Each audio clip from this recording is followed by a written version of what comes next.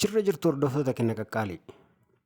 Dhimma ariifachiisaa dhimma fayyaatiin wal qabate odeeffannoo ariifachiisaa isinii kennaa kanaaf na hordofaa.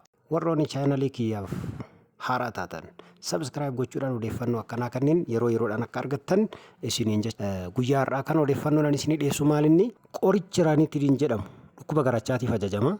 Qorichi kun yeroo ammaa kana rakkoo fayyaa irratti fiduu danda'u qorannoon argamee waan jiruuf biyyoota garaagaraa irratti akka fayyadamuu dhiifamuuf akeekkachiisa baasaa jira jechuudha. Biyyoonni garaagaraa akeekkachiisa garaagaraa baasaa jiru jechuudha.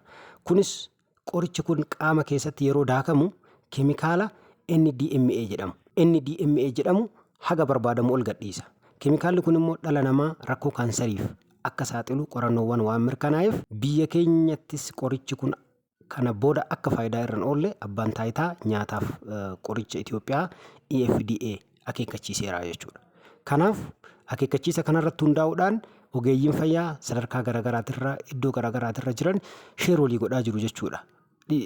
Rakkoo kanaaf akka saaxilamne sheeroolii godhaa jira waan ta'eef hawaasni keenya akka qoricha kanaan hin miidhamne qorannoon argamee akka dhorgamu ajajamee jira waan ta'eef hawaasni keenya akka hin miidhamne sheeroolii godhaa jiru jechuudha. Kanaaf hawaasnis kana beekamee ogeessi fayyaa qoricha kana hin ajaju ammaan boodaan ajaju tasa ta'ee odeeffannoon osoo biraan ga'iin kiliinikoota dhuunfaa irratti iddoo garaagaraatti yoo qorichi kun kan ajajamu taate namni hawaasni keenya yeroo baay'ee baratee jira waan ta'eef qoricha raaniitidin jedhamu kunoo maqaa isaas irratti isinii barreessee jira raaniitidin jedhamu argitan taanaan akka itti fayyadamne jechuudha. Dhibee garaachaatiif mana yaalaa dhaqxanii qoricha kana akka itti fayyadamne akeekkachiisa kana isin biraan ga'uudhaaf guyyaa har'aa dhufe.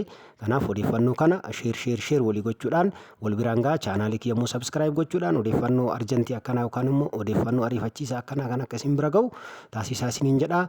Galatooma fayyaa naa ta'a fayyaan faaya.